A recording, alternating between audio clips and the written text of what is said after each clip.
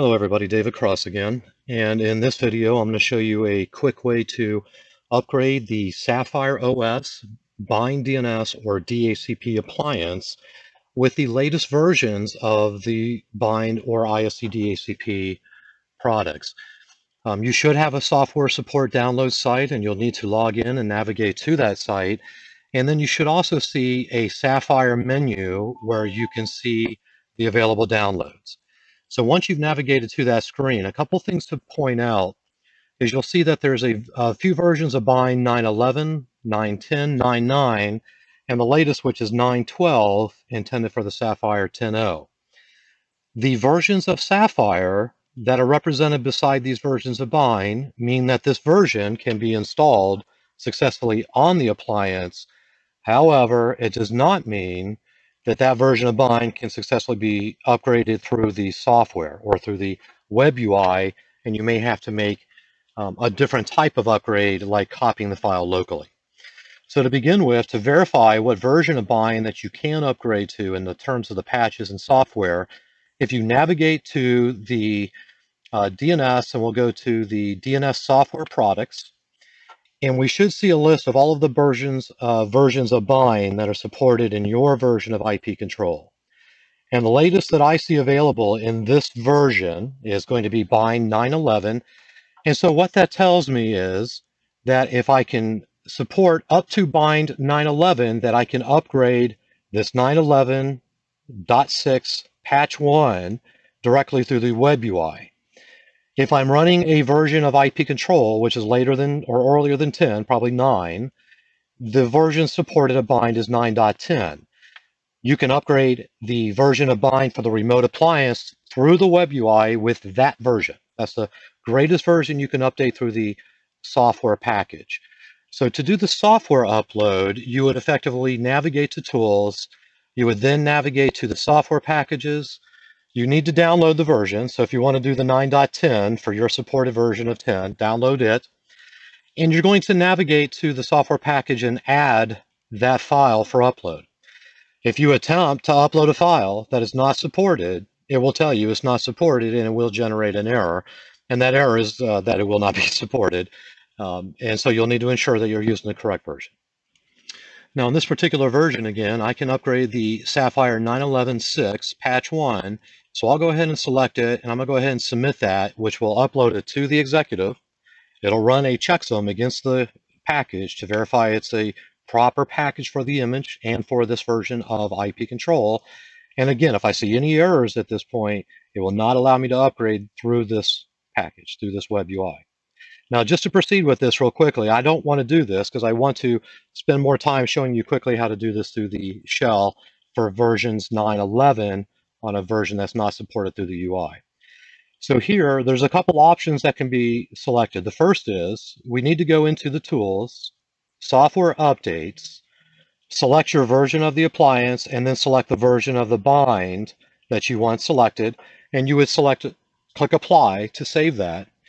And then from this point forward, you can then navigate to your appliance dashboard, where you can then click on the Manage for that particular appliance. And then once you're capable of managing and the appliance menu comes up, you can initiate that load of the package, telling it to go out and check for its update and to begin that process. You can also do that through the menu item. So if you log in as appadmin to your remote appliance, set up the software version within IPControl, and if you go to the menu option 2, which is Management, then System, then to Update, you can have it check for updates now, which will check the remote executive looking for that software package change that we just applied through the menu item. And that will effectively perform the update through the appliance dashboard and complete that process for you.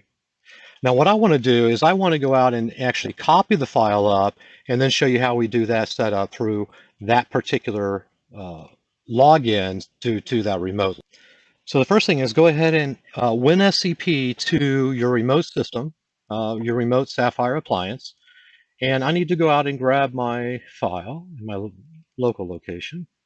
And then what we're going to do is we're just going to upload it into the mirror.jail opt-in control temp or into the opt-in control temp directory where we can then specify that in our package. Now, if this were an older version of Sapphire, let's say Sapphire 8.0, and you're running IPControl 9.0, and in this particular instance, you wanted to upgrade the latest version of BIND that's supported, which is 9.11.6 patch 1. Here, go ahead and upload it to the remote temp directory. If you have any other additional jar files, meaning any other files that look like this or that say jar at the end, you want to remove those before continuing to the next step. At that menu item where we would tell it to update, what we want to do is we want to specify number 4 and tell it the local path. And here I'll use opt-in control temp, and then I'm going to tell it to proceed, which is number 5. That will then unpack the version of BIND, perform all the checks, upgrade the underlying BIND DNS, and restart the services when it's complete.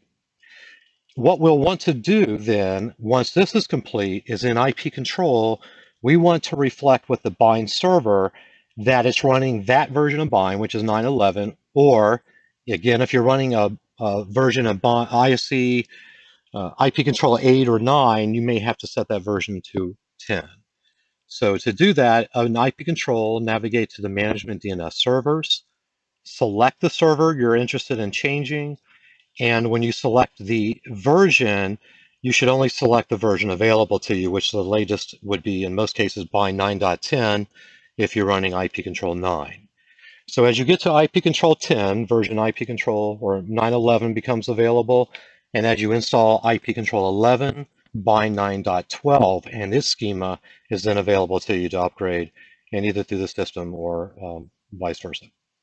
So that's it. And then once the upgrade is done, your version of BIND should be running. It'll tell you this here as you get into the stage. And if you navigate back to the main screen and do system information, you should be able to see the version of BIND and its update, which we should see here, 9.11.6.1, which is the extended support.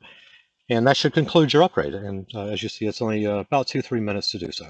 Thank you, and hope that helps out. And the same process, of course, takes place for DHCP using the same menu and or menu options.